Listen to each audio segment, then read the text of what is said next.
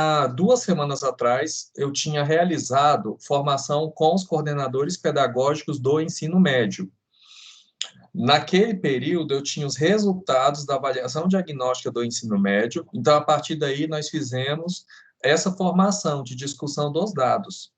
Então, agora, com os resultados, né, do ensino fundamental, por isso essa reunião de vocês, tá? Lembrando que a ideia é estreitarmos laços, tá? E sempre que possível fazermos essas formações e essas reuniões. Então, vocês têm as reuniões que os tutores de vocês realizam com vocês na escola, e fora essas reuniões, então, nós vamos ter essas nossas reuniões aqui, tá?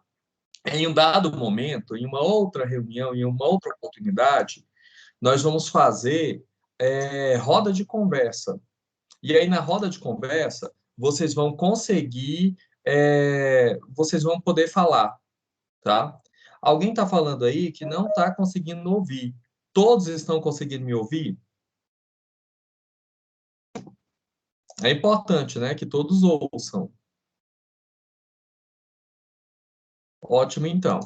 Então, a coordenadora que não está conseguindo ouvir deve ser alguma coisa, tá, em relação à conexão. Daí eu aconselho a sair e entrar novamente, ou ver, né, o volume do microfone, ou colocar um fone de ouvido, tá, que facilita bastante. Então, vamos lá. Aqui, né, eu começo, todos veem os slides, né? Eu acabei de mudar o slide, todos conseguem, né? Beleza. Então, olha só, eu começo com a seguinte mensagem aqui para gente, que tem a ver até mesmo com o momento, com a nossa formação. Então, habilidade é o que você é capaz de fazer. Motivação determina o que você faz. E a atitude determina o quão bem você faz, né? Então, quando a gente fala dessa questão de trabalho com os estudantes, e desenvolvimento de habilidades, enfim, isso vale para nós também, né? Então, todo mundo tem um conjunto de habilidades. Inclusive, né, a gente não nasce sabendo, né, essas habilidades, a gente vai aprendendo com a vida. E aí, o que acontece? Com essas habilidades, com essa capacidade de fazer, então eu preciso de motivação. Não adianta nada eu saber, né? Eu ser capaz de fazer e não fazer, né? Então, o que você faz é a minha motivação que vai dizer. E motivação é uma coisa que a gente precisa diariamente estar, né, com ela em dia. Porque eu sei que tem dias que a gente não está bem, mas, enfim, o trabalho ele tem que continuar, né? Então, a gente precisa ser, assim, motivar as pessoas. Vocês são líderes, né, em cada unidade escolar de vocês, e vocês sabem muito bem a importância que é o trabalho de vocês no desenvolvimento, né, do trabalho escolar. Então, eu posso dizer que a coordenação pedagógica é o coração da escola. Né? Da mesma forma que eu digo que o núcleo pedagógico é o coração da CRE. Por quê? Porque tudo se baseia em ações pedagógicas. E aí, o que acontece? São essas ações pedagógicas que vão direcionar o trabalho da escola, que vai, né, direcionar o que o aluno vai aprender, como vai aprender, o trabalho realizado pelos professores, a análise desses resultados, né? Então, a gente precisa ser pessoas motivadas, e às vezes a gente não está com muita motivação, mas nós temos que pensar que não estamos sozinhos, né? Em primeiro lugar, temos Deus aí para nos ajudar, e nós temos os nossos colegas também, né? E a atitude determina o quão bem você faz, né? Então, a gente precisa dominar habilidades, ser pessoas motivadas, né? Ou saber buscar motivação para isso e ter atitude para fazer. E só em vocês terem o desafio aí de serem, né, coordenadores pedagógicos, então vocês já tiveram atitude, porque hoje em dia não é fácil ser coordenador pedagógico, né? Eu me coloco numa posição assim de grande coordenador pedagógico, porque na realidade eu oriento o grupo de tutores e os tutores orientam vocês, né? Então é como se a CRE fosse uma grande escola e aí eu fosse o coordenador pedagógico dessa grande escola que é a CRE. Então, assim, o trabalho está difícil? Tá, para todo mundo. mas nós somos capazes, Deus coloca as pessoas certas no momento certo, e vocês são as pessoas certas a desenvolver esse trabalho, tá? E aí, a nossa pauta, né, de discussão dessa reunião formativa são 3 tópicos, tá? A avaliação diagnóstica, então nós vamos ver quais foram os resultados obtidos por essa avaliação do ensino fundamental, analisar um pouco esses dados, mostrar onde eu consigo obter esses dados, né, para fazer essa análise lá com os meus pares e com os professores, e as propostas de trabalho, algumas sugestões de propostas de trabalho. Depois nós vamos falar um pouquinho sobre os materiais da SEDUC, né, as aulas da TBC, material de apoio, e sobre as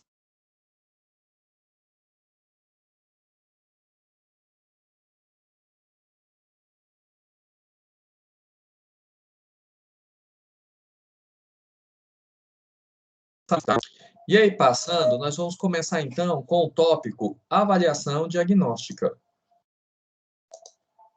Então, vocês sabem que, né, o ensino fundamental fez uma avaliação diagnóstica. Essa avaliação diagnóstica, então, foi enviado, né, via link. Vocês passaram para os estudantes, então, acessaram o link. Aí, primeiro, eles acessaram língua portuguesa, né, fizeram um cadastrinho lá e realizaram a avaliação. Depois eles voltaram e fizeram novamente esse cadastro e realizaram a avaliação de matemática, né? Então, nós tivemos língua portuguesa, depois matemática. E aí, o que acontece? Nós ainda temos escolas, né, estaduais aqui de Goiânia que atende a primeira fase do ensino fundamental. Então, essas escolas, né, nós temos aí 4º e 5º ano. Dessas escolas, as 5 escolas de 4º e 5º ano, então, nós tivemos uma participação aí de 83,85% dos estudantes respondendo a avaliação de matemática e 77,81% dos estudantes responderam a língua portuguesa. Então, tivemos maior respostas à matemática que língua portuguesa. Aí é um ponto, né, para a gente refletir. O que deve ter acontecido? Será que o estudante, ao realizar a atividade, ele primeiro fez matemática, depois se cansou e não foi fazer língua portuguesa? Né? É um ponto aí para ser levado em consideração. Ou será que quando ele fez depois matemática, o sistema travou, aconteceu alguma coisa e aí ele não fez mais língua portuguesa? Ou ele achou que respondendo uma única vez era só aquela avaliação, né? Não teria uma outra avaliação. Então, é algo para, né, refletirmos aí, né? Porque o ideal seria, se eu tenho 83,85% de estudantes realizando a avaliação de matemática, esse mesmo percentual teria de estar fazendo também, né, a avaliação de língua portuguesa. Lá no ensino, lá nos anos finais do ensino fundamental, nós tivemos um processo um pouco inverso. Nós tivemos maior quantidade de estudantes realizando, né, respondendo à avaliação diagnóstica de língua portuguesa que matemática. Aqui o nosso percentual foi um pouco mais baixo, né? Nós tivemos aí 67,73% dos estudantes, né, que responderam à avaliação de língua portuguesa, e 55,53% dos estudantes que responderam à avaliação de matemática. Então, aqui ficou quase próximo, né? Pode ter acontecido também as mesmas coisas. Pode ser que o estudante fez língua portuguesa, não quis fazer matemática.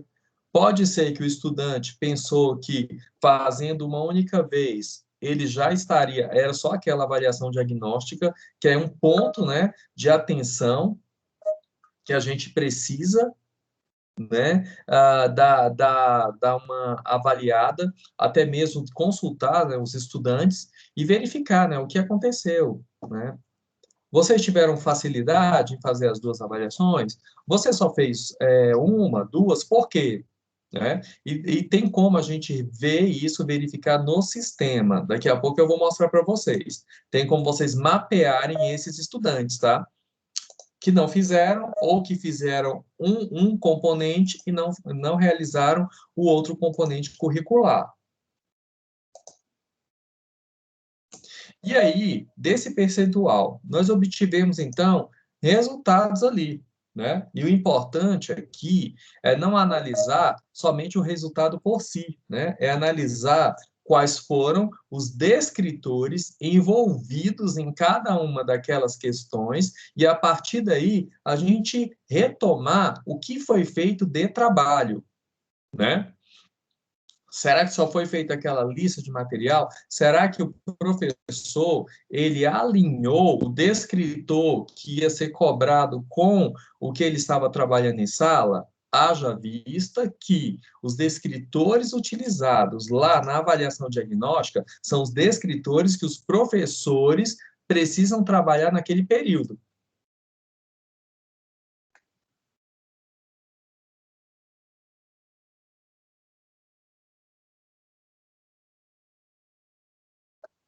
Ok?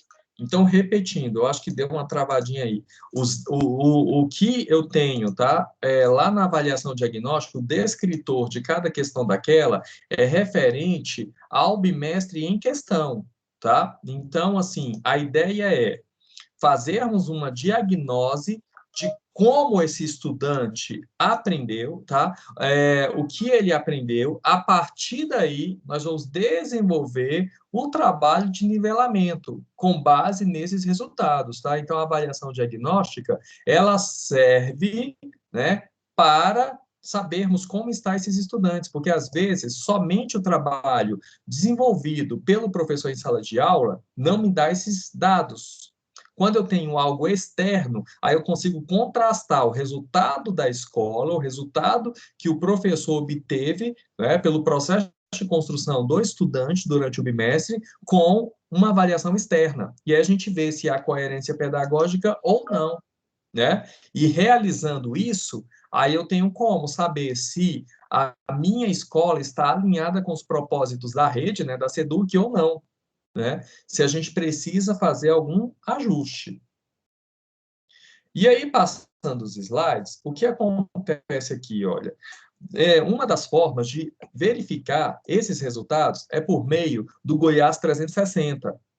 Então, o que acontece? Você entra lá dentro do Goiás 360. Creio que vocês tenham acesso, porque a senha do CIAP, ela também abre o 360, tá? E se vocês não conseguirem abrir o 360, vocês podem pedir, né, para que o gestor faça esse acesso. Mas creio que vocês tenham acesso sim. Então, lá dentro do 360, aí eu coloquei o endereço e depois eu vou compartilhar esses slides com vocês. Então, você vai entrar lá em ADA, Gráficos Indicadores. Então, quando eu entro em ADA, Gráficos Indicadores, vai aparecer, então, é, os, vai aparecer os gráficos da minha escola, tá? Lembrando que quando eu falo isso, alguém está falando aqui que não está conseguindo ver slides. Todo mundo está conseguindo ver esses slides?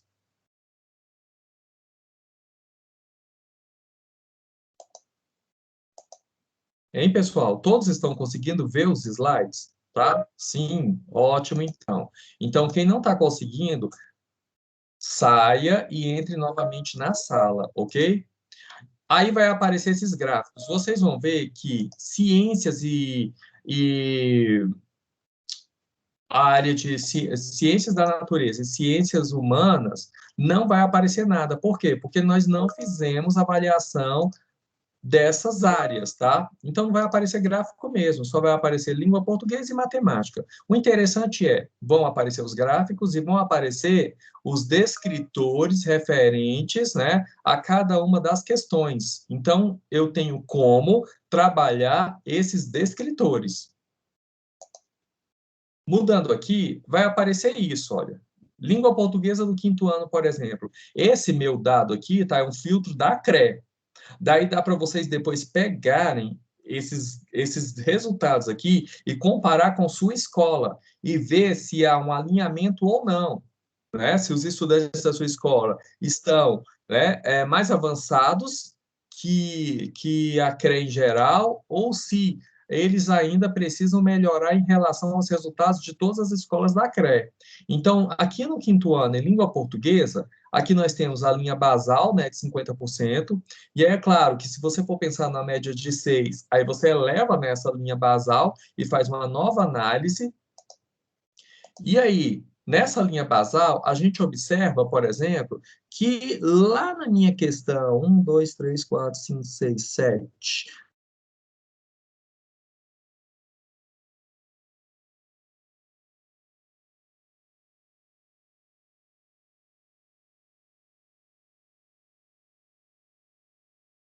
dificuldade. E ela é referente, olha só, ao descritor. Aí o que que eu faço? Eu vou lá e vejo quem é o descritor 9, tá? E aí, observando aqui, olha só, descritor 9, identificar a finalidade de textos de diferentes gêneros. Isso significa que os estudantes estão tendo dificuldade nesse descritor. Aí o que que eu vou fazer então?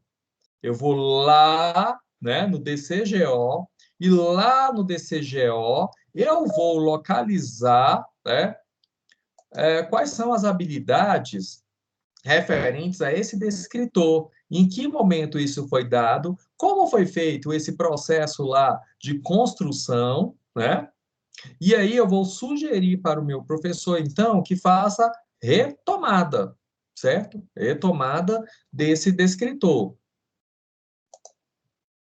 Se a gente pegar a matemática do quinto ano, a matemática do quinto ano, olha só, já está um pouquinho melhor que a língua portuguesa. Então, aqui, olha só, vocês veem que todos estão acima, né? E aí, a média, né, dos estudantes que fizeram, olha, 83,9. Então, a matemática, os meninos estão respondendo melhor. E vocês viram que lá no quinto ano, a gente pode casar uma informação com a outra.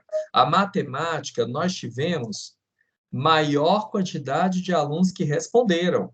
Isso significa que eles estão tendo maior facilidade em matemática. Então, a língua portuguesa está sendo difícil, porque aí muitos estudantes não responderam à avaliação de língua portuguesa. E aí, aqui eu coloquei, né, descritores que precisam ser melhorados. Aqui eu coloquei o D11, que foi o que ficou um pouco mais abaixo, né? Então, o D11 aqui ficou com 52,4%. Ainda está acima? Está. Mas, de todos, né, foi o que nós tivemos um resultado menor.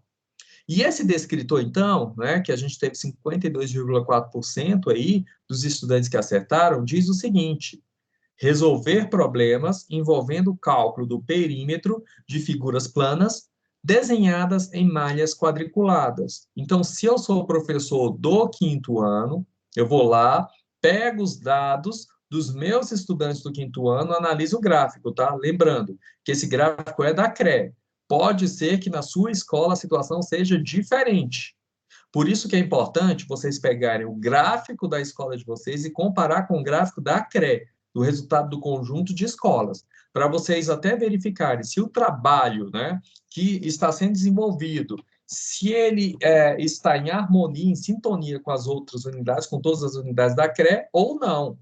Se o seu trabalho estiver muito melhor, então já é algo que você pode compartilhar com os demais, né? Aí você pode até nos contar como foi desenvolvido o trabalho, a gente pode fazer um videozinho e sugerir para os demais, né? Para que nós possamos crescer juntos como rede. Se o seu resultado foi muito aquém do resultado da CRE, então vale a pena rever alguns processos, né? E retomar algumas coisas. No nono ano, língua portuguesa. Então, língua portuguesa do nono ano. Como nós ficamos, então? Vocês se lembram que lá no gráfico, né, que eu mostrei lá no início, língua portuguesa foi o componente, né, onde tivemos maior quantidade de alunos. Matemática ficou um pouquinho abaixo, né? Nós tivemos 67% de língua portuguesa e 53% de matemática. Daí, olha só, aqui em língua portuguesa do nono ano, nós temos lá a questão 10, descritor 19. Então, a questão 10, descritor 19, foi o que os alunos conseguiram responder menos. Aí depois, se a gente comparar perto da linha, né, basal, nós temos ali a questão 14, descritor 13, e a questão 9, descritor 17. Né? Então, são as questões que eles tiveram maior dificuldade, sendo que a média dos estudantes foi 67,7, né, na avaliação. Isso também é outro indicador interessante, porque se a minha média foi 67,7, daí o próprio estudante pode avaliar o seu resultado com a média, para ver se ele está dentro da média geral, se está acima ou se está abaixo. Daí dá para a gente também mapear quais são os estudantes que estão abaixo de 67,7, que aí eu preciso fazer, né, um reforço maior a esses estudantes, que eles estão abaixo do nível da rede de Goiânia. Então, aqui nós temos o descritor D17, né, que eu disse a vocês, que teve aqui, né, está bem pertinho, que é reconhecer o efeito de sentido decorrente do uso da pontuação e de outras notações. Então, eles estão tendo dificuldade aí com essa questão de pontuação e notações utilizadas na língua portuguesa. Depois nós temos lá o D19, né? O D19 que ficou bem abaixo aqui, ó, muito abaixo, reconhecer o efeito de sentido decorrente da exploração de recursos ortográficos e ou monossintáticos. É engraçado que no início eu até dei um oi para a Valéria e ela há de concordar comigo. Quando a gente fazia análise de avaliação diagnóstica, sempre o efeito de sentido era uma coisa que a gente via, que acontecia sempre, né, nas escolas. Então, é algo que a gente precisa superar, tá? E aí nós temos o outro descritor aqui, que depois vocês podem observar. Eu destaquei esses dois, tá? Sendo que o D19, que é o mais gritante, tá? Efeito de sentido é algo que a gente precisa reforçar aos estudantes, tá? E é importante também, quando vocês fizerem análise desses gráficos, verificar, por exemplo, quais foram os descritores que eles tiveram maior sucesso, porque a partir daí a gente tem como verificar como foi realizado esse trabalho, né? Com esses descritores, que tipo de atividade foi usada que deu efeito. Então, se essa atividade que eu utilizei, eu tive um efeito positivo, então por que não estender a outra? Talvez até a metodologia utilizada, né, naquele momento foi diferente e gerou um resultado diferente, né?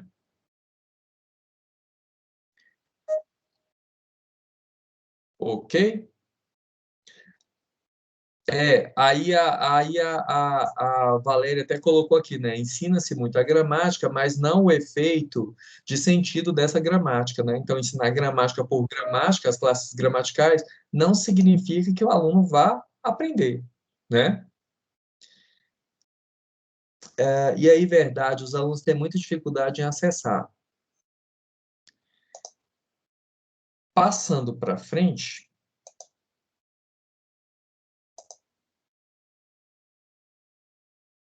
na matemática, então, do nono ano.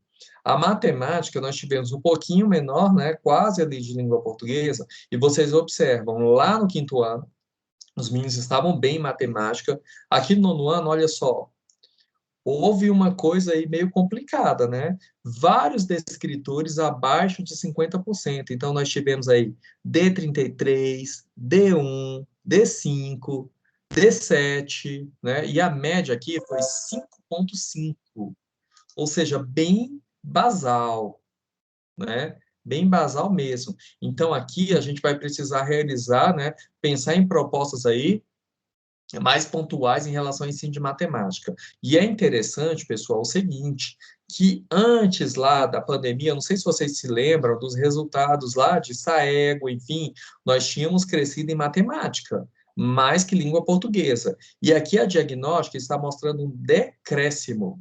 Então, é um ponto de atenção grande. Então, será que o que esses meninos aprenderam, eles estão esquecendo, né? Como está essa relação? Então, a gente precisa retomar aquele trabalho que fizemos, né, em matemática, que gerou aquele bom resultado.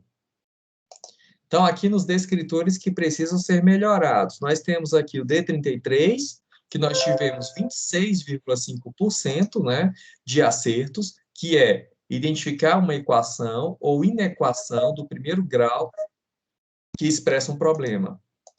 Lembrando que equação e inequação de primeiro grau, antes trabalhávamos no 9º ano, e de acordo com o DCGO, nós trabalhamos onde? Lá no 7º ano a gente já começa a trabalhar isso. Então, já é algo, um ponto de atenção, quando eu penso assim na questão da avaliação diagnóstica, se esse menino trouxe isso agora no 9º ano, é porque nas séries anteriores também não ficou claro para eles. Lá no 8º ano não ficou muito claro isso. Tá? Então, a gente precisa fazer um trabalho de retomada e pensar nos meninos que estão lá atrás também. Tá? Por isso que essa diagnóstica ela é importante não só para os estudantes que estão na série em questão, mas para os estudantes que estão no meio do processo aí, né, da segunda etapa, da segunda fase do ensino fundamental. Então, equação de primeiro grau e equação, olha só, e era só identificar, que é uma coisa básica, e eles não conseguiram fazer isso. Depois nós temos lá o D1, identificar a localização, movimentação de objeto em mapas, croquis e outras representações gráficas. Né? Então, quando eu falo em localizar objeto, movimentação, o que acontece? Isso tem a ver também com equação. A forma de construção que eu utilizo lá para construir uma habilidade de identificar a equação, ela também é necessária quando eu vou identificar representações gráficas. Né? Então, é uma coisa assim que vamos pensar juntos, né? A gente precisa desenvolver um trabalho de resgate disso. Alguém falou aí que nesse período é complexo. Eu concordo com vocês, principalmente ensino de matemática, né? Que é complicado. Às vezes, com o professor sentado ao lado do estudante, para ele resolver o exercício já é difícil, imagine agora, né? Aí a gente precisa pensar no que eu tenho e como eu posso proceder. Então, por exemplo, eu tenho lá um WhatsApp. Tem muitos professores, por exemplo, que fazem correção passo a passo do exercício, gravam pequenos vídeos ali passo a passo e postam lá no grupo. E aí é a questão de meio experimental. Isso está funcionando? Né? Então, por exemplo, quando eu pego identificar a equação e inequação, eu trabalho um conjunto desse de atividades, faço esse processo, o menino conseguiu aprender? Bacana, não está aprendendo, então a gente já precisa pensar em outra maneira, né? E em matemática nós temos, né, alguns software que eles são leves, que dá para o menino acessar, tá? Tem alguns aplicativos que a gente consegue utilizar sim, tá? Depois, eu posso até indicar para vocês, tá? Por meio da tutoria, passar para os tutores passarem para vocês algumas coisas que a gente pode utilizar, algumas ferramentas para potencializar esse trabalho de matemática. Na semana passada, eu passei para os tutores, eu fiz a construção de uma atividade, né, que me preocupa também, e a vocês também, esses estudantes que nem têm acesso, né, aos recursos tecnológicos, que eles só pegam a atividade e levam para casa. Então, esse menino, como ele aprende matemática? Então, ele precisa aprender matemática quando eu tenho uma atividade, e essa atividade, então, ela traz passo a passo. Eu tenho que ter um passo a passo ali, para que o aluno entenda o processo e depois ele construa. E essas atividades, ela tem que ter uma sequência. Então, eu posso utilizar das de uma atividade em vários, aumentando o nível de complexidade. Aí sim, o menino tem uma sequência lógica. Eu fiz essa proposta de atividade para química, né? Se for o caso, eu posso fazer uma tranquilamente para matemática, né? Então, a gente precisa, o que a gente faz? Eu vejo nesse período, a gente pede para o professor focar nas atividades de quem não tem internet. Sabe por quê?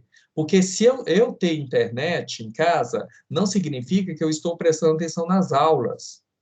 Tem casos de estudantes que, por exemplo, agora, vocês estão aí com as câmeras desligadas. Eu não sei se vocês estão prestando atenção no que eu estou falando ou simplesmente ligaram o computador, está deixando a formação acontecer e estão fazendo outra coisa. Eu não tenho garantia disso. Não me dá garantia. Imagine lá, para o estudante, ele pode ligar, o professor está trabalhando, né? E aí, no final, o aluno nem está antenado. Então, se eu faço atividade voltada para quem não tem internet e uso para todos, porque aí, olha só, o negócio é o seguinte, como essa atividade requer um pouco mais de cuidado e tempo, gente, eu não preciso fazer atividade para os dois públicos, eu faço uma atividade bem feita para esse estudante que, né, está não presencial totalmente, porque eu consigo atingir ele, se eu conseguir atingir, eu melhoro também a proficiência dos meninos que estão tendo aula, porque eles têm aula e já têm uma atividade bem detalhada, então a minha probabilidade de sucesso é maior, né? Aí depois, olha só, nós vamos lá para o D5. O D5, 17,5% foi o mais baixo, gente. Reconhecer a conservação ou modificação de medidas dos lados do perímetro da área em ampliação e ou redução de figuras poligonais usando malhas quadriculadas. Eu não sei se vocês percebem que lá no quinto ano já falava sobre isso. Essa questão da malha quadriculada, da questão, né, geométrica. Isso significa que essa dificuldade do estudante, ela vem sendo arrastada até o nono ano, desde o quinto ao nono ano, né? Então, é algo assim que a gente está fazendo que não está atingindo o estudante, né? E é uma das dificuldades que tínhamos quando a gente trabalhava com currículo referência, que a geometria acabava ficando lá para o final. Como a geometria ficava lá para o final, daí os professores acabavam trabalhando rapidinho geometria e o menino não conseguia acompanhar bem. Aí depois a gente começou a trabalhar com os 4 eixos, né? Aí lá no eixo de geometria, que era para ser mesclado, então muita gente pincelava só geometria. Então a gente vê a necessidade, e isso aqui, olha, está refletindo no nono ano. Então começou lá no quinto e aparece aqui no nono também, tá? Então é uma coisa que a gente precisa reforçar aos professores, tá? Esse trabalho. D7, o D7 aqui também, ó, 18,2%, né? Reconhecer que imagens de uma figura construída por uma transformação homotética são semelhantes, identificando propriedades e ou medidas que modificam ou não se alteram. Então, eu pego uma figura, por exemplo, e transcrevo essa figura numa dimensão menor, né? Então, são figuras homotéticas. E aí, é a questão de você reconhecer, né, a semelhança entre essas duas figuras. E isso envolve, né, habilidade utilizada onde? Na geometria, mais uma vez. Né? Então, assim, o que eu consigo fazer aqui de leitura é o seguinte, essa parte que envolve aí equações, que ficou um pouco lá no passado, e essa parte de construção de pensamento, né, geométrico, os meninos têm dificuldade, transposição de imagens, essas coisas que no cotidiano, no dia a dia, a gente consegue fazer isso, né? Mostrando imagens e coisas assim. Mas tem como fazer virtual, Luiz Carlos? Tem, tá? A gente tem ferramentas que trabalham nesse sentido, tá? Então, são coisas, por exemplo, que a gente pode associar arte com matemática, né? Num trabalho de arte, quando você pede, né, para o menino pegar uma figura, né, essa figura, e aumentar, reduzir o tamanho, ver a questão de proporção, eu estou trabalhando com, né, a construção do raciocínio matemático ali dentro de arte. Né? Então, a gente pode associar elementos, associar coisas. Quando a gente fala assim, preparo de avaliação diagnóstica, só língua portuguesa e matemática, não. É uma construção de todos. Quando a gente fala em redução, ampliação, quando a gente fala de representação, né, de figuras, a geografia trabalha com mapas. Eu trabalho com escalas. E esse trabalho de mapas e escalas vai facilitar, né, o desenvolvimento das minhas habilidades aqui na matemática. Só lembrando, né, que quando a gente pega o DCGO do ensino fundamental, nós temos relações entre habilidades das diferentes áreas e dos diferentes componentes curriculares. Só que para isso acontecer, os professores têm que trabalhar em sintonia. Então, eu tenho, às vezes, uma habilidade que eu estou desenvolvendo lá na matemática, que lá em ciências da natureza eu também estou desenvolvendo, só que com um enfoque diferente. Mas se conseguirmos potencializar esse trabalho, então aí a gente consegue superar, né, esses descritores que os meninos estão em dificuldade. Então, uma das coisas que a gente precisa deixar claro é que esses descritores, eles não são somente, né, de língua portuguesa e matemática, é de toda a escola, né? Porque quando a gente trabalha com construção de habilidades e competências, porque a gente, né, foca na língua portuguesa e matemática, porque é a base, né? Não tem como eu fazer leitura e interpretação de situações lá de ciências, de história e geografia, sendo que eu não domino a língua. Eu não tenho como fazer análise de resultados, de gráficos, sendo que eu não domino a matemática, né, que funciona aqui como ferramentas, né, para nós. Então, por isso que é focado na língua, desenvolver bem essas habilidades, que eu, né, a gente consegue caminhar com os demais componentes curriculares. Observação.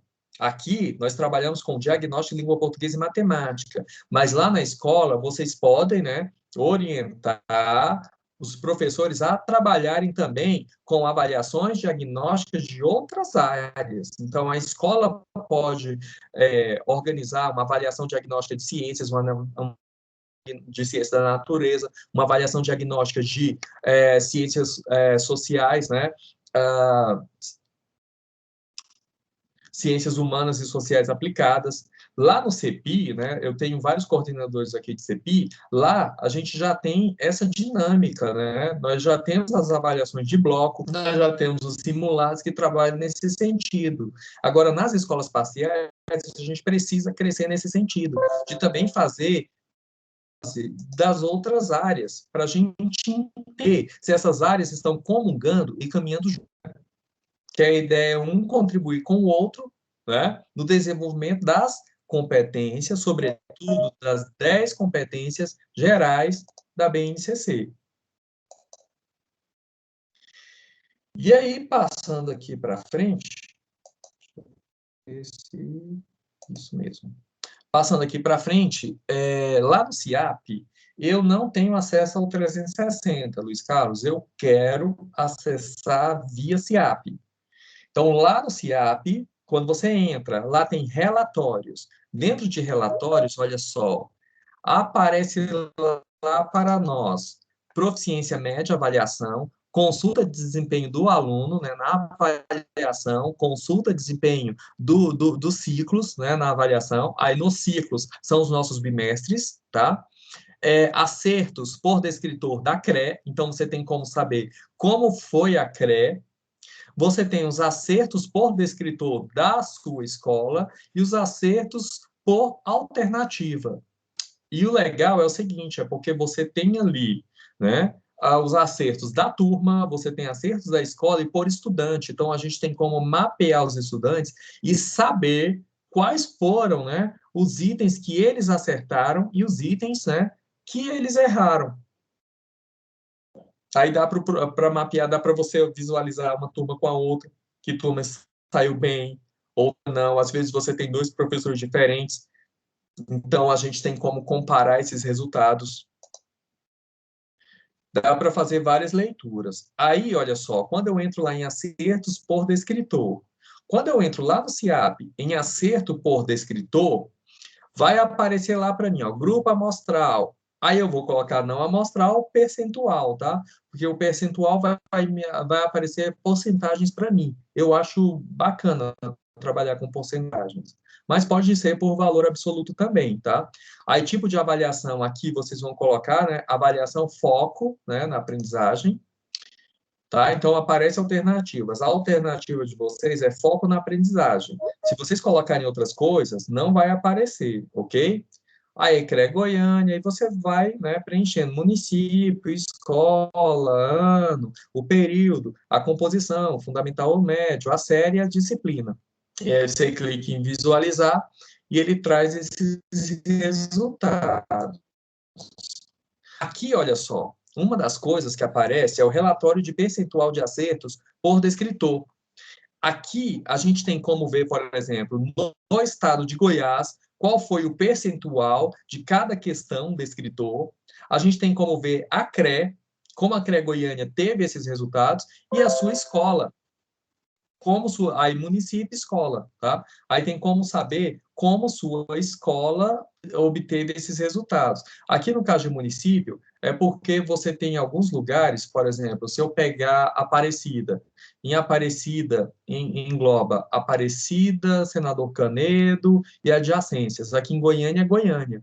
Então, o município vai ser lá a sua escola. E aí eu tenho como comparar, tá, esses dados. Aí a gente tem como ver a coerência, se há uma coerência ou não, tá? Isso é bacana, porque você tem como identificar o que na sua escola precisa ser melhorado em relação à rede, para que vocês estejam alinhados à rede. Lembre que todos aqueles materiais complementares que são enviados pela SEDUC, eles são enviados com base nos dados obtidos da rede, tá? E aí é necessário que a escola depois faça um trabalho, né, paralelo, ou um trabalho de customização daquilo, atendendo à sua realidade. Aí uma outra coisa lá que dá para a gente ver no CIAP é o desempenho do aluno. Então, você entra lá em desempenho do aluno, aí você coloca tipo de avaliação, foco na aprendizagem. Aí preenche todos os dados, série nono, turno vespertino, aqui a turma, né? Eu coloquei aqui nono A, do Cora Coralina, por exemplo. O nono A do Cora Coralina, eu peguei um estudante de lá. A esse estudante, olha só, em matemática, eu já observei o seguinte, matemática e língua portuguesa, que a questão 9 ele errou, a questão 12 ele acertou. Olha só, esse estudante, 15 questões, ele só errou uma de língua portuguesa e uma de matemática, né? Então, dá até para a gente pegar depois e você verificar quais são os estudantes que estão bem, né? Porque aí, o que eu posso fazer? Eu posso utilizar a metodologia desses estudantes que vão bem, os estudantes que não estão muito bem, né? Lá no meu plantão de dúvida, eu tenho um plantão de dúvida virtual, por exemplo, eu posso colocar alunos monitores ali, né? Alunos que estão muito bem, para ajudar os alunos que necessitam, porque eu valorizo esses alunos que estão bem, e o aluno que está com dificuldade, ele tem mais uma linguagem, tem a linguagem do professor e a linguagem, né, desse colega, né? Que às vezes é mais eficaz, né? Ele tem uma forma de chegar no colega e ensinar melhor. Isso mesmo, Valéria, dá para fazer uma boa análise. Então, a gente consegue analisar várias coisas. A gente tem aqui um leque de possibilidades, né, de trabalho. Aí aparece, por exemplo, olha, turma escola. Aí tem como você comparar a turma em relação à escola, né? Como está essa turma? Ela está muito distoante ou não, né? Então, tem como fazer essa leitura com base nesses resultados. Tudo isso, gente, está lá no CIAP, tá? Desempenho nos ciclos, isso nossa, eu acho isso muito legal, porque aqui você tem como ver, por exemplo, na turma, olha só, alunos, nessa turminha aqui específica, eu tenho 30 alunos, 30 estudantes realizaram a prova, então, percentual de 100%. Aí eu tenho o nível dos estudantes aqui, olha só, eu tenho como saber quantos estudantes, né, tiveram aí, ó, estão em nível avançado, quantos estudantes estão em nível proficiente, em nível básico e abaixo do básico, com base nessa avaliação diagnóstica. E como vocês fizeram o mapeamento dos seus estudantes lá no conselho de classe, você tem como avaliar se aquela leitura feita, ela coincide com essa leitura aí da avaliação diagnóstica. Ou se tem estudantes que conseguiram progredir, né? Então, dá para a gente fazer essa leitura. Percepção dos professores, de acordo com os seus instrumentos utilizados, né, para avaliação dos estudantes, com a avaliação diagnóstica.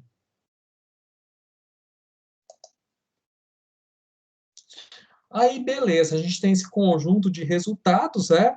E aí, o que que eu vou fazer com esse conjunto de resultados? Não é só olhar, lindo, maravilhoso, e agora pronto, né? Então, primeira coisa, analisar esses resultados com os professores. Então, vocês viram que tem uma gama de coisas, né? Então, eu sugiro a vocês que se faça, né, um momento com esses professores. Então, no caso do tempo integral, vocês têm momento de estudo semanal. Então, é importante fazer análise com esses professores lá do ensino fundamental desses resultados aí. No caso do ensino, eu sou um coordenador de uma escola que é parcial. Posso fazer esse momento? Posso. Eu posso, num dia, articular o trabalho com os estudantes, de modo que, lembrando que, como a gente tem 40 minutos de aula, a gente acaba tendo 1 hora a mais no final. Né? E a gente ainda pode desenvolver atividades onde o aluno pode, né, realizar isso de forma assíncrona, né? Então, eu estou garantindo que o estudante está fazendo atividade.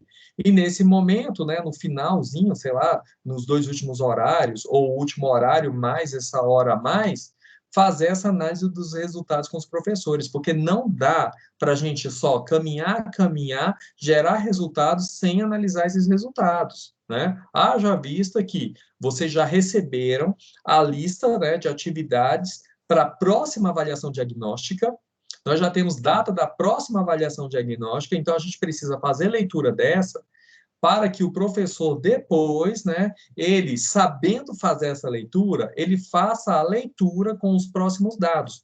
Porque aí nosso próximo passo vai ser o seguinte: depois da segunda avaliação diagnóstica, nós vamos juntar essas duas e vamos analisar se estamos crescendo ou não.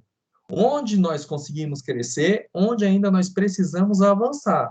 Lembrando que lá na avaliação diagnóstica, algumas habilidades que os meninos não foram bem, elas costumam ser avaliadas novamente. Para quê? Para sabermos se eles estão crescendo ou não, tá? Então, primeira coisa, análise dos resultados com os professores. Depois, é importante também fazer essa análise com os estudantes.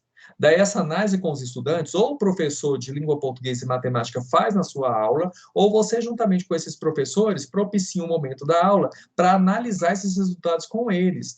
Porque já que eu sou estudante, já que eu fiz essa avaliação, eu preciso ter um retorno da escola de como eu estou, de como minha turma está, de como a escola está. Assim, a gente consegue um maior engajamento do estudante. Né? Então, alguém colocou aqui, ó, o PDCA é muito importante, a gente precisa, não é só gerar resultados, não, a gente precisa parar, analisar esses dados que nós estamos fazendo, a partir daí, reorganizar nossas ações e, né, continuar com o barco adiante para ver se eu estou tendo resultado ou não. A gente precisa parar e analisar, gente. E não é só parar no professor, tem que chegar no estudante, porque o estudante tem que se sentir protagonista do processo. E ser protagonista significa participar, entender como esse processo funciona. Às vezes, o estudante faz a avaliação diagnóstica de qualquer jeito, ele precisa saber quais foram os impactos, né, que essa feitura realizada por ele teve em relação aos resultados da escola, ou quem fez a avaliação com seriedade. Olha só que bacana, sua nota foi ótima, e isso fez com que nossa escola, né, contribuísse para a nossa escola ter um bom resultado, né? Então, a gente faz essa análise no sentido de motivar o estudante a crescer e ele entender o porquê de estar fazendo aquele processo. Porque senão a gente fica com uma coisa banal, né? Nesses dias, por exemplo, algumas escolas de alguns CEPIs estão fazendo avaliação diagnóstica do ensino médio. Então, isso nós vamos ter que nós vamos precisar depois fazer uma retomada disso, que é uma leitura da rede, de como esses meninos estão saindo do ensino médio, né? Como está sendo esse preparo. Então, é importante sempre retomar. Eu faço essa análise com o meu tutor, depois que eu fiz análise com o meu tutor, eu vou fazer agora essa análise com o professor, depois o professor faz essa análise com o estudante, tá? Então, a gente tem um sequenciamento aí, né? Um encadeamento. Então, essas coisas têm que chegar no estudante, né? Quando a gente fala de feedback, de aula, a gente precisa escutar esse estudante. Hoje nós começamos uma série de rodas de conversa. Nós começamos com 7 escolas e nós levantamos algumas informações e sugestões dos estudantes bem bacana. né? Então, na semana que vem, toda semana, nós vamos fazer essas rodas de conversa, para a gente entender como o estudante está recebendo essa informação, como ele está se adequando a esse novo período. Porque se a gente não entende o estudante, a gente não tem como, né, buscar ações que realmente vai propiciar o processo de aprendizagem, né? Então, a gente está fazendo esse movimento, a gente vai chegar no fundamental. A gente está com algumas rodas de média, a gente vai. A ideia é fazer isso continuamente, tá? É um projeto da CRE. Realizar mapeamento do nível dos estudantes. Vocês viram que lá no CIAP já tem, né, um mapeamento, já aparece lá os níveis dos estudantes. E esses níveis são importantes até mesmo para pensarmos em trabalhos orientadores. Então, se eu tenho uma turma onde o nível dos estudantes é abaixo do básico ou básico, isso significa que quando o professor for elaborar a sua atividade, ele não pode colocar essa atividade no nível avançado, porque a gente não vai ter um retorno dos estudantes, eles não vão conseguir fazer, e ao final eles vão ficar desmotivados, né? Então, por isso que é importante essa questão de mapear os estudantes. Mapear para quê? Mapear para sabermos qual nível eles estão, para termos, então, né, ações assertivas. Eni, você pode, por gentileza, postar novamente o link da presença? Algumas pessoas estão pedindo, tá? E a Eni vai postar o link, e aí quem não respondeu ainda, responda, tá? Ao link da frequência. Atividades envolvendo os descritores que precisam ser melhorados. Então, olha só, se eu fiz a leitura com os professores, né? Fiz essa análise dos resultados com os professores, fiz a análise dos resultados com os estudantes. Os estudantes estão sabendo das necessidades. Mapeei quem precisa, quem não precisa, como está isso. Então, agora o que eu vou fazer? Atividades para melhorar esses descritores. E vocês viram que eles estão interligados. E aí a gente precisa também fazer a seguinte leitura. Esses descritores, né, que envolvem um conjunto de habilidades, eles são essenciais para a continuação da construção dessa habilidade, porque às vezes eu não preciso pegar, por exemplo, e fazer uma lista específica. O que eu faço? Dentro da minha lista de atividade, eu retomo essa habilidade que precisa ser trabalhada, mais as habilidades que eu estou trabalhando, tá? Porque eu trabalho essa base e trabalho um avanço. Então, sempre eu posso estar retomando dentro das minhas atividades essas habilidades que precisam ser trabalhadas, tá?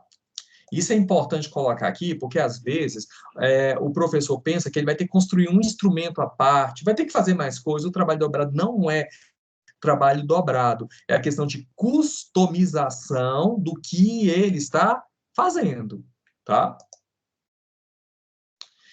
Qualquer atividade serve, né? Nem precisaria perguntar, né? A gente precisa de atividades direcionadoras com objetivos claros. Por isso que, lá no início do ano, não sei se vocês se lembram, no ano passado, estávamos trabalhando com um plano de estudos para o estudante, né? Então, tinha um plano de estudos que os professores postavam. Daí, o estudante tinha um plano de estudo e depois ele tinha as atividades, enfim, e o trabalho a ser realizado. Só que o que nós percebemos? Nós percebemos, né? Eu digo nós, porque assim, rede, eu tenho contato, né, direto com os tutores o tempo todo, eles me trazem informações, a gente discute sobre essas coisas, informações trazidas por vocês, que ouviram lá os professores. O que acontece? A gente tinha aquele instrumento, né, aquela planilha, onde eram colocados lá quais eram as habilidades, né, que iam ser construídas, quais eram os objetivos de aprendizagem, onde o estudante ia buscar aquilo, enfim, o estudante não estava associando isso com a aula e com as atividades que ele estava fazendo, eram como se fossem coisas desconexas. Daí, o que a gente precisa, então? O que a gente pode fazer para melhorar, né? Eu acho que a maioria das escolas já estão fazendo isso. É pegar na minha lista de atividades que eu vou fazer para o estudante, eu já incluir elementos desse plano de estudo. Então, eu coloco lá uma acolhida ao estudante, coloquei a acolhida ao estudante. Depois, eu vou pegar e colocar quais são os objetivos esperados naquela atividade. Quais são as habilidades envolvidas naquela atividade. E deixar claro para os estudantes que aquela atividade ela tem vários níveis, né? E motivar eles a tentar ir até o final da atividade. Né? E outra coisa que a gente precisa é o seguinte, é nessas atividades ter a gradação. Eu não posso começar a minha lista, por exemplo, com a questão de vestibular.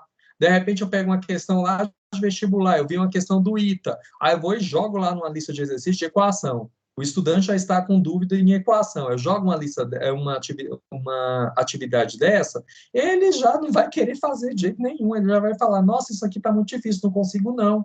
Né? Então, a ideia é o quê? É começar de um nível onde o estudante, sabe aquela coisa assim, nossa, é tão bobinho isso, é bobinho para nós, mas para ele não é. Algo que ele consiga fazer, porque aí ele fez a primeira questão, ele vai se sentir motivado a fazer a próxima. E aí a gente vai fazendo uma gradação. E quando eu falo em listas de atividade, gente, não é lista de 15, 20 exercícios, não, tá? São listas lá de 5 exercícios, 6 exercícios, tá? Uma coisa que dá para você pegar e colocar, por exemplo, questão número 1, eu coloco uma questão no nível abaixo do básico. Questão 2 e 3, eu coloco nível básico. Questão 4, eu coloco proficiente. Questão 5, por exemplo, avançado. Porque aí eu garanto que aquele menino que está no nível básico ou que está com dificuldade, ele vai conseguir responder pelo menos a metade da lista. Tá? E aí, responder metade da lista, é bacana isso. É diferente de, por exemplo, o menino, você colocar questões difíceis e ele não conseguir fazer nada. Né? Então, ele tem que ter uma motivação naquele material. E aí, o que acontece? Ele consegue também se autoavaliar. Alguém colocou aí, taxonomia de Bloom. É isso mesmo, é utilizar a taxonomia de Bloom. É ensinar os professores a utilizar aqueles verbos, né? Verbos expressam ações. Que ação eu quero que ele realize, né? O que a gente precisa fazer é associar todos os momentos formativos que os professores tiveram com a sua praxe. Eu acho que está faltando um pouco isso. Quando a gente estuda taxonomia de Bloom, né, nós vimos lá nos encontros formativos que nós tivemos, né, sobre o DCGO, aquilo não foi só para ficar ali guardado, não. É utilizar na prática. Quando a gente realizou estudos por área de conhecimento do DCGO, aquilo é para quê? É para colocar em prática, né? Então, a taxonomia ela tem que estar presente, tá? Então, a gente precisa fazer esse link, tá? Então, a gente precisa de atividades com objetivos claros. E, ao final, eu ainda digo mais, gente. Coloca lá na atividade uma autoavaliação do estudante, sabe? Ele achou fácil, difícil, o que ele achou fácil, o que ele achou difícil. Às vezes, você pode colocar, por exemplo, coisas para ele marcar alternativas lá e colocar como ele está, sabe? Como foi a sua atividade? Não foi muito bom, foi, sabe? Algo que depois até facilite para o professor fazer a leitura, porque aí quando ele corrigir essa atividade, ele tem como comparar a percepção do estudante em relação à feitura da lista com o que realmente o estudante produziu. Né? E no final, aí dá para a gente ter uma visão globalizada, sabe? Eu vi a visão do aluno, eu tenho a visão do professor e o resultado ali obtido nesse processo de construção. É difícil? Não, sabe? Agora, o que a gente não pode é pegar e fazer aquelas listas enormes que o menino não consegue fazer. No final das contas, a gente já sabe para onde vai caminhar isso. Alguém colocou aqui a questão da língua portuguesa, né? Igual, por exemplo, língua portuguesa. Eu pego e faço uma lista com um texto enorme, sendo que os meninos têm dificuldade em leitura e interpretação. Vai adiantar de alguma coisa? Não vai. Tem que ter uma gradação. A gente tem que começar lá com pequenos textos e assim a gente vai, né, avançando, né? Alguém falou aqui, concorda com a Luciene? Deixa eu ver o que a Luciene postou aqui. Luciene.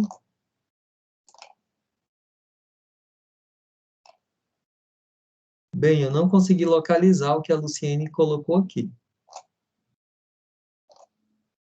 Ah, tá, essa reunião seria interessante com os professores de língua portuguesa e matemática. A gente pode fazer sim. Não vejo nenhum problema em fazer essa reunião de análise de dados com eles. Inclusive, pessoal, essa formação ela está sendo gravada. Então, vocês podem depois, tá, passar o link para que eles assistam.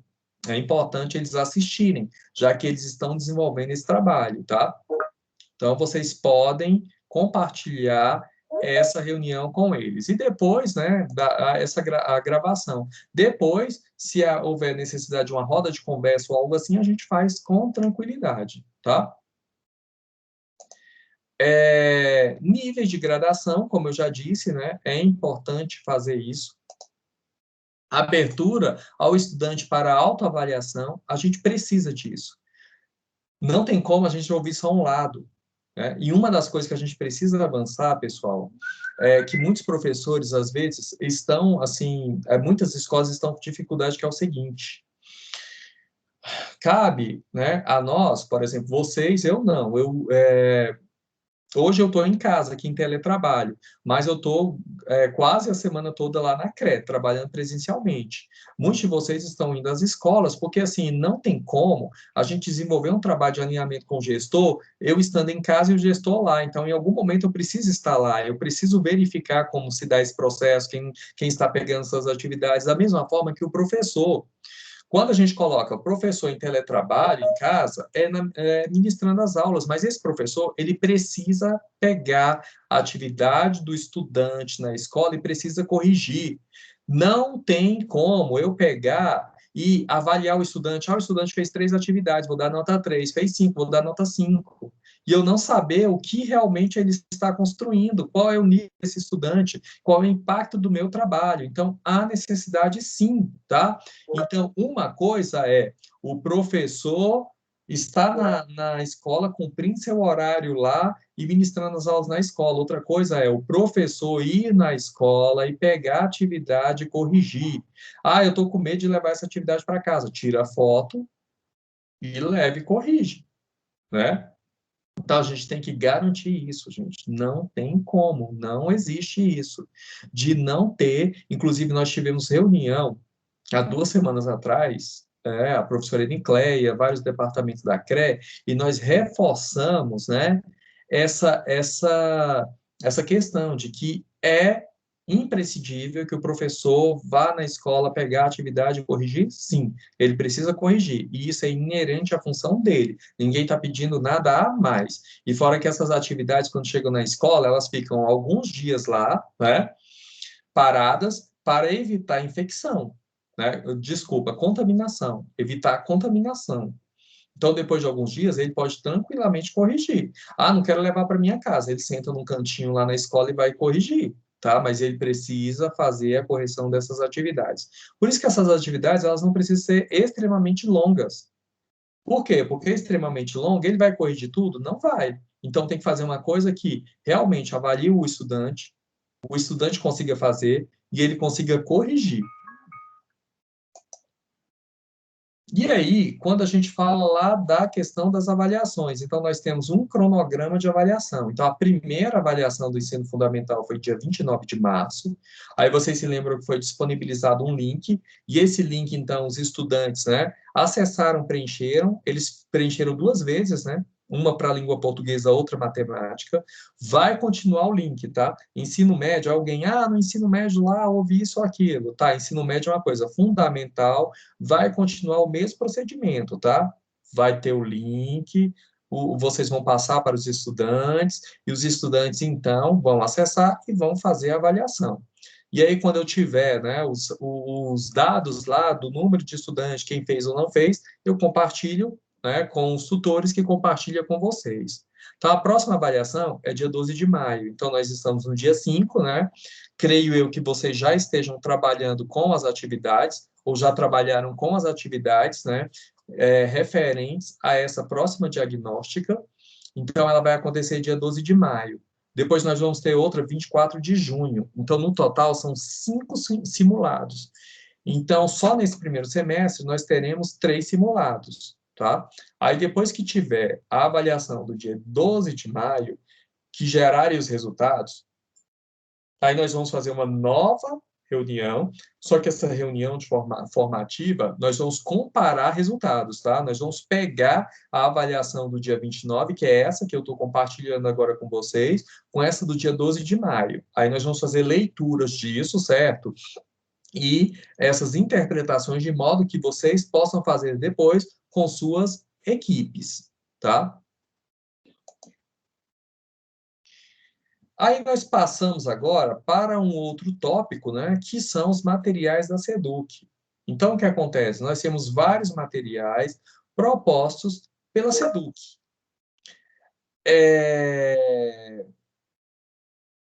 A Elda falou, não seria interessante unificar o link para reduzir as disparidades no número de avaliação realizada em português e matemática? Bem, Elda, essa foi aí uma alternativa encontrada pelo NUTIC, né? Até mesmo para não haver queda. Então, quando o estudante entra no link, faz a avaliação de língua portuguesa, ele consegue fazer. Se ocorrer alguma queda ou alguma coisa, ele, pelo menos, a probabilidade de perder tudo é menor. Se você coloca língua portuguesa e matemática de uma vez, vamos supor que ele terminou língua portuguesa e vai começar a fazer matemática. Acontece alguma coisa com a internet ou, enfim, no sistema, ele perde tudo, ele vai ter que começar do zero, tá? Então, por isso que nós temos dois links, porque aí garante que o menino faz um, depois o menino faz outro. Aí, na hora, o que pode ser feito é, eu sou o professor lá da turma, eu vou aplicar a avaliação diagnóstica. Eu determino um horário para eles. Olha, pessoal, 8, agora é 7h30, então 8 horas nós faremos a avaliação diagnóstica. Essa avaliação diagnóstica que vocês vão fazer é língua portuguesa. Eu vou passar o link, aí você dá a orientação de língua portuguesa, tá? Por exemplo, o menino entra e faz. Depois disso, olha, às 9 horas eu vou falar novamente com vocês. Sei lá, 9h30. Aí depois você retoma. Bem, pessoal, vocês já fizeram língua portuguesa? Agora nós vamos entrar novamente, nós vamos fazer a avaliação de matemática e das orientações ele faz. Eu acho que a maneira com que consigamos aí que eles façam português e matemática, e aí a gente vai ter o mesmo quantitativo, né, dos dois grupos. Então, é não deixar solto. É a gente orientar, ele faz uma. Depois a gente entra, orienta, ele faz a outra. Aí a gente garante que eles vão fazer as duas avaliações, tá? Então, em relação aos materiais, nós temos, em primeiro lugar, o NET Escola. Então, o NET Escola, né, tá aí o link, eu acho que todo mundo tem, e lá nós temos material de apoio a professores e estudantes. Então, dentro desses materiais, nós temos aulas lá dentro, tem explicações, inclusive, se aquela explicação está no nível da minha aula, por exemplo, eu posso pegar aquela ficha explicativa e utilizar para os estudantes que buscam atividade na escola, tá? Então, eu posso imprimir esse material junto com a atividade. Daí o estudante tem a explicação mais a atividade para ele realizar. Lembrando, pessoal, que esse material da SEDUC é um material complementar, tá? E isso significa que eu não vou ficar só limitado a esse material. Se eu vejo, por exemplo, igual eu já vi alguns questionamentos, mas esse material da SEDUC, ele é muito avançado, os estudantes da minha escola não conseguem fazer. Então, se o estudante não consegue fazer, então o que que eu vou fazer? Eu vou organizar meu material, a escola produz seu material e trabalha com o estudante. E depois trabalha de forma complementar com o material da SEDUC, tá? Então, você vai determinar o momento certo de se trabalhar com seus estudantes esse material. Quando a gente vê esse material da SEDUC, ele é feito para a rede. Isso significa que eu preciso fazer um material que atenda a maioria das pessoas. Não tem como atender 100%, porque cada um de vocês conhecem a realidade, né? Então, tem uma realidade lá em Jataí que é completamente diferente da realidade de Goiânia, que é diferente da realidade lá de Montes Claros, por exemplo, tá? Só que esse material é feito para um só, porque só tem uma equipe que faz, né, esse material. Não tem como fazer um para cada CREA, um para cada nível. Daí cabe à escola definir qual é o momento que ela vai usar, se ela vai usar tudo, se ela vai usar uma parte, como vai funcionar. Aquelas listas de materiais, né, a gente mandava as listas de atividades semanais sempre por e-mail para vocês, né? No fundamental, elas estão sendo postadas no Drive. Daí os tutores de vocês já passaram, né, o endereço do Drive para vocês. Então é só toda semana você já sabe que tem atividade postada lá. E aí o que acontece? Aquelas atividades postadas, deixa eu ver se vai casar aqui com o que eu vou falar. Aquelas atividades postadas, elas são referentes ao Seduc em Ação. Acontece o seguinte, são duas coisas. Eu tenho o Net Escola, que é o material de apoio, certo? Ao professor que está lá e ao estudante. E uma das coisas que a gente pede é que esses estudantes, que vocês divulguem mais, porque, assim, não tem muito acesso de estudante lá, tá? Então, que passe a utilizar esse material. E aí você tem como, por exemplo, pegar o link de uma atividade, passar para o estudante, e ele acessa direto a esse link de atividade e realiza essa atividade, tá? Entrega lá para o professor. As atividades semanais, não sei se vocês se lembram, no ano passado a gente fazia listas, né? Tinha lista de atividade de todos os componentes curriculares para a semana toda. Então, se eu pegasse sétimo ano, tinha lá o horário, segunda-feira, português, matemática, ciência e geografia, e vinha a atividade de cada um deles. Terça-feira, assim por diante. Agora, essas atividades, elas só vêm, tá, do Seduc em Ação, referente às aulas da TBC. Isso significa que cada dia tem uma série diferente, como eu vou falar lá na frente, então é referente àqueles componentes do dia. Então, por isso que não pode ser só atividade da Seduc para esses estudantes. Por exemplo, nessa semana, eu organizo os conteúdos da terceira série do ensino médio. Nessa semana não teve aula de química para eles. Então, esses meninos não receberam lista de atividade. Então, se eu sou professor lá da escola e tem aula de química, eu tenho que preparar a minha atividade dessa semana para os estudantes, e não só esperar. Porque aí, por semana, eu só tenho dois componentes curriculares, então é muito pouco, tá? Por isso que é um material complementar, tá? Aí lá dentro, né, do Net Escola, a gente tem esse panorama aqui, tá? Então aparece para mim, olha só, ensino fundamental 1, fundamental 2, ensino médio, né? Então tá tudo divididinho lá, educação de jovens e adultos, né? A Goiás Bem no Enem, né, para os estudantes da terceira série. Então tá tudo dividido. E mais a parte de emocionário. Às vezes você precisa trabalhar alguma habilidade com o estudante, envolvendo o emocional, então a gente tem material lá também, é um material muito bacana, tá?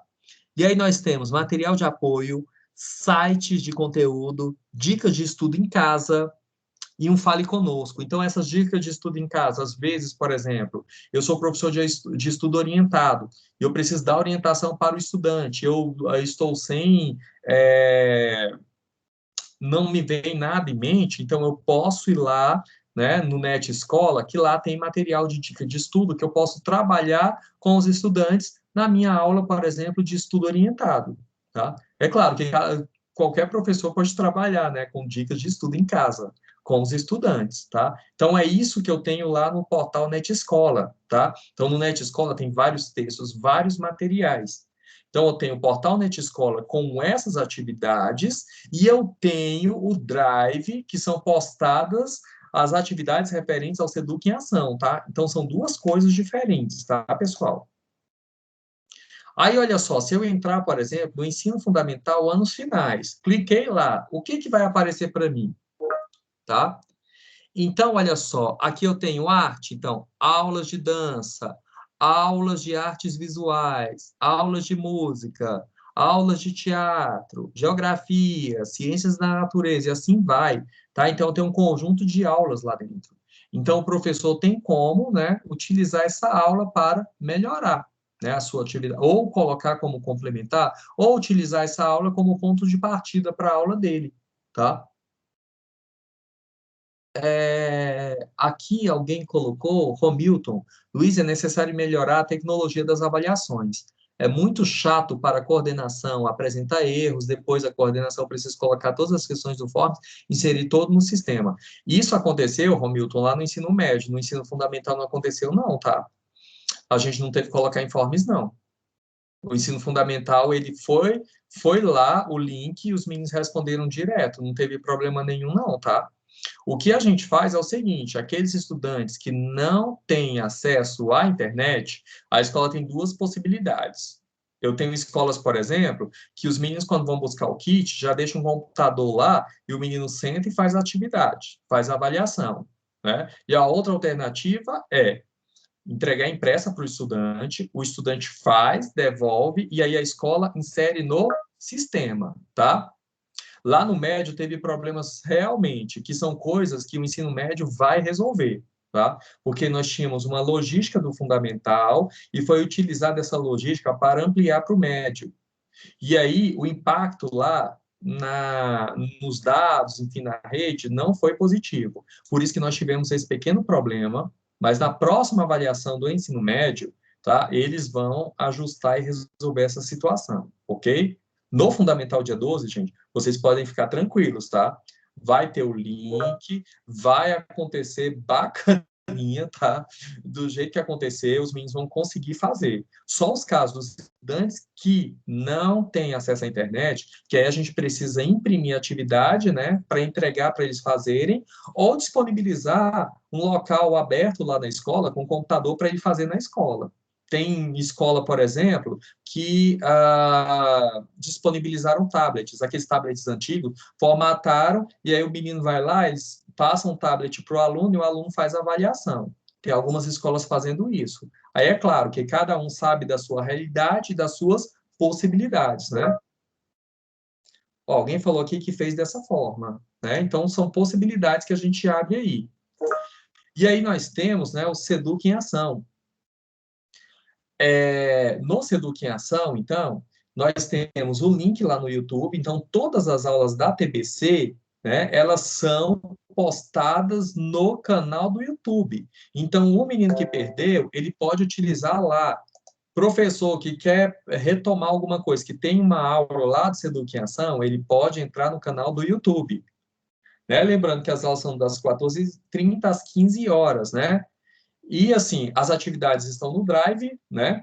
Para essas aulas. E aí nós temos esse cronograma. Porque aí o pessoal coloca lá no horário. Ah, os 2 últimos horários vai ser o Seduc em Ação que o menino vai assistir. Mas não é todo dia que tem aula para a série dele, né? Então, segunda-feira é sexto ano. Então, eu tenho 2 aulas de 15 minutos para sexto ano. Então, toda segunda-feira é sexto ano. Toda terça-feira, sétimo ano. Toda quarta-feira, oitavo ano. Toda quinta-feira, nono ano. E todas as sextas-feiras, séries iniciais, tá? Então, esse cronograma é fixo, tá? Então, se eu tenho lá turmas de sexto ano, eu já sei que segunda-feira, das 14h30 às 15, eu tenho aula da TBC. Aí sim eu posso colocar lá na minha agenda a aula da TBC, na segunda-feira, nesse horário, porque é só nesse horário, só nesse dia que eu tenho sexto ano. Por isso que a gente não pode colocar no horário aula TBC, porque não tem todos os dias, tá? Então não vai funcionar. Luiz Carlos, e em relação ao cronograma de aulas? Então, mensalmente, o pessoal envia, tá, para nós. Até agora, né, eu estou aqui na web, não sei, não me mandaram o cronograma desse mês. Então, assim que mandar o cronograma desse mês, eu envio aos tutores e os tutores encaminham para vocês, tá, o cronograma, porque aí tem como o professor se organizar. Então, se eu sou professor de ciências da natureza, do sexto ano, eu sei que na segunda-feira da semana que vem tem aula da TBC de ciências, então eu posso organizar com meus alunos para eles assistirem essa aula e depois fazer a atividade nessa aula, porque na outra semana já não é mais ciências da natureza, é outro componente curricular. Por isso que eu não posso engessar no meu horário, porque não vai funcionar, ok? Daí a gente passa, então, para o último tópico, que é a sala do saber, né? Então, no ano passado, nós tivemos, então, a parceria de um instituto lá do Paraná com a Seduc, né? Então, é uma plataforma que ela é privada, né? Ela é paga, mas aí houve um convênio, um acordo da empresa com a Seduc e eles disponibilizaram esse material, né, para os estudantes. Então, assim, é uma ferramenta a mais, tá? Então, é algo a mais que a gente pode utilizar. Então, eu tenho as aulas da Seduc. Vou falar em aula da Seduc. Por gentileza, reforcem os estudantes para eles acessarem lá o Seduc em Ação e os professores também. A nossa adesão está baixa, tá? Então, nós temos um estado todo e tem aulas lá que teve 50 acessos, sendo que a gente tem aí, só em Goiânia, na faixa aí de 57 mil alunos. Então, assim, está muito tem pouco acesso ali. Então, o estudante que não conseguiu assistir a aula no dia, ele pode entrar lá no canal do YouTube e assistir essa aula. O professor também pode ir assistir a aula para ele entender, né, aquela lista lá que está sendo passada e fazer um link com isso, já que ele usa essa lista como material complementar. Então, a Sala de Saber é uma plataforma, né, utilizada para complementar nosso trabalho, e ela atende aos estudantes do 9º ano, tá? Então, só o 9º ano. Lá, quando você entra lá na plataforma, tem todas as séries, mas esse acordo, né, é feito só para atender 9º ano. E aulas de língua portuguesa e matemática, tá? Então, lá eu tenho aulas, atividades e games. E isso é legal, porque às vezes, por exemplo, geometria, o menino está com dificuldade. Então, eu posso acessar uma aula que tenha lá de geometria e passar para o menino. Um jogo que tem lá de geometria. Eu posso utilizar a sala do saber, tá? Para fazer com que essa aprendizagem ela fique mais dinâmica, tá? Então, lá tem vários recursos, várias coisas.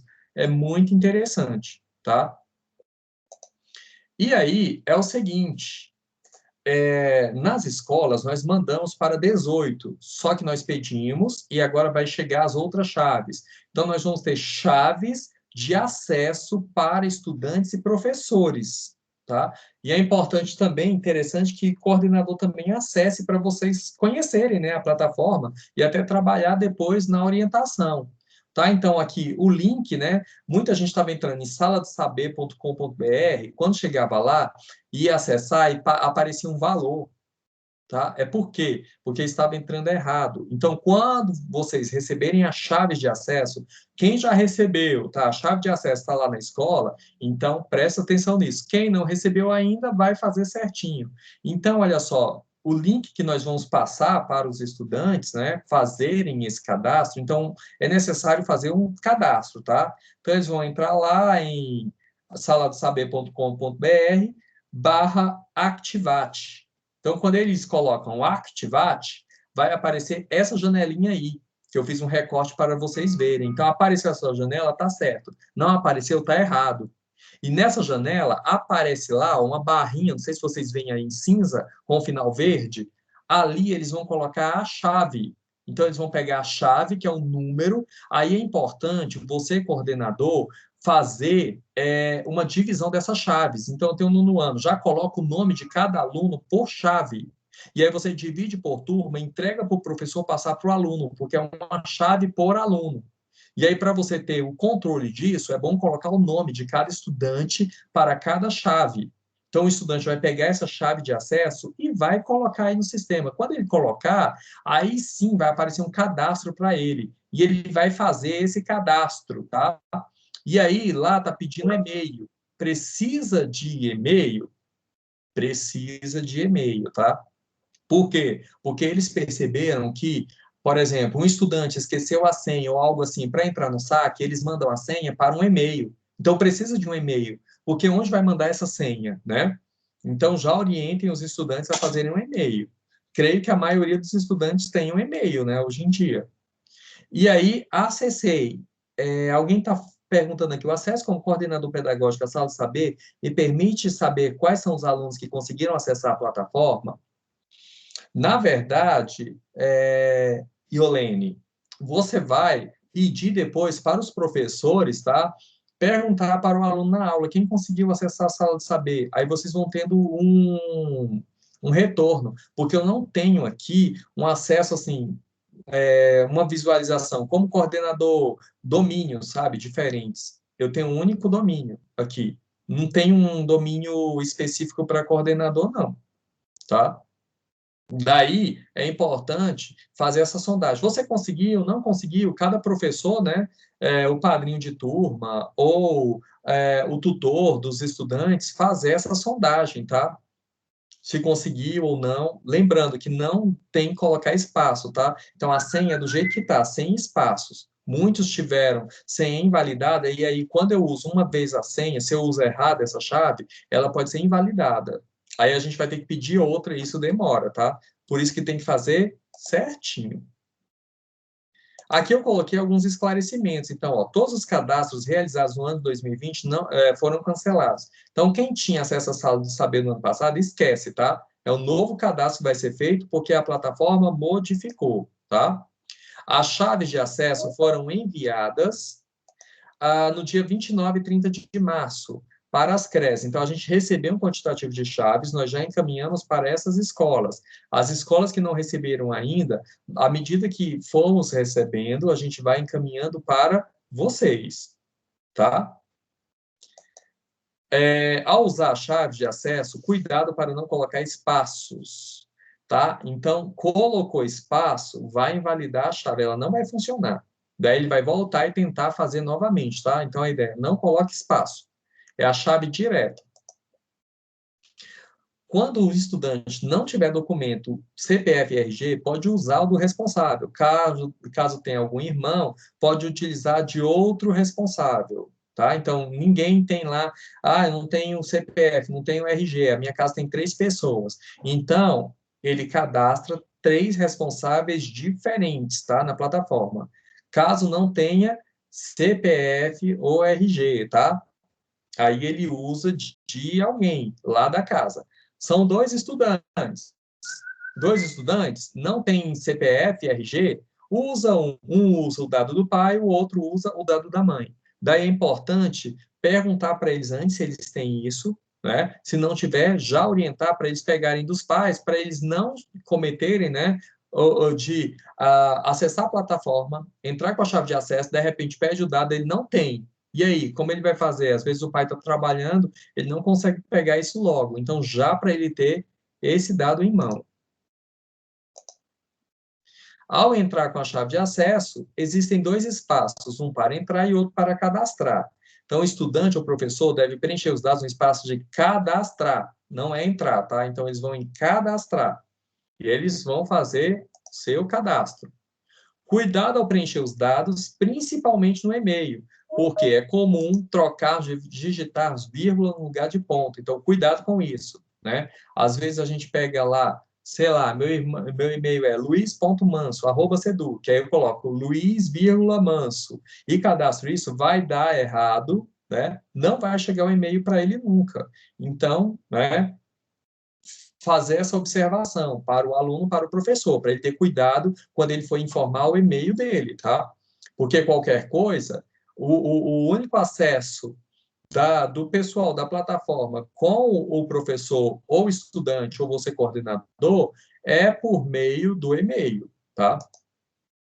O estudante ou professor precisa de todos os dados para serem preenchidos. Não pode deixar nada em branco, tá? Então, daí é importante ter todos os dados lá em mãos, tá? CPF, identidade, o endereço, né? Eu acho que todo mundo sabe. Essas coisas, assim, esses dados importantes, é bom estar em mãos com eles. Caso alguém preencha algum dado errado, faça uma tentativa de sair da plataforma, né, um logout, e fazer novamente um login. E clicar em meu perfil, tá? Então, se preencher, aí tem essa alternativa aí para ser feito, tá? E aqui nós temos, então, os tutoriais, tá? Então, os tutoriais, se vocês clicarem em cada um desses, tem informações, tá? Tem videozinhos, esses vídeos são curtos, tá, gente? 5 minutos, explica sobre a sala do saber e dá orientações. Então, por exemplo, no caso lá do estudante, Então, eu passo esse link para ele assistir, ou na minha aula lá, eu oriento o professor da aula para passar esse vídeo para eles, porque aí eles têm a orientação para depois fazer o cadastro, para não dar erro, tá? E tem um para escolas, tá? Para as escolas acessarem, tem um aqui, né, da CRE, que aí serve mais interno aqui para mim, para os tutores, enfim. E tem um geral lá embaixo, tá? Que explica, dá orientações gerais, ok? Bem, era isso que eu tenho, né, a tratar com vocês nesse momento de formação. Dizer para vocês que o núcleo pedagógico está à disposição para ajudá-los, para esclarecer qualquer dúvida, tá? Ah, tenho dificuldade em determinada coisa, então pode nos procurar, que nós estamos à disposição para atendê-los. E fora isso, nosso contato direto é via tutoria, né? Então, os tutores estão disponíveis também a atendê-los. Qualquer coisa que o tutor não souber, ele com certeza buscará informações e levará para vocês, tá? Espero ter contribuído com essa web. Nós vamos fazer novas, tá? Depois, novas webs com novos temas. Inclusive, lá no Forms, eu coloquei um link lá para vocês proporem temas. Às vezes tem algum tema que vocês precisam saber, né? Querem saber, e aí vocês podem colocar lá que eu organizo material para dar parceiros, estamos aí, né, todos no mesmo barco, né, e em rumo ao sucesso. Porque, assim, equipe de excelência nós temos, né? Nós temos vocês aí que desenvolvem um trabalho de excelência, nós temos os professores, né? E nós precisamos, né, estar cada vez mais alinhados. Tá? Então, muito obrigado a todos.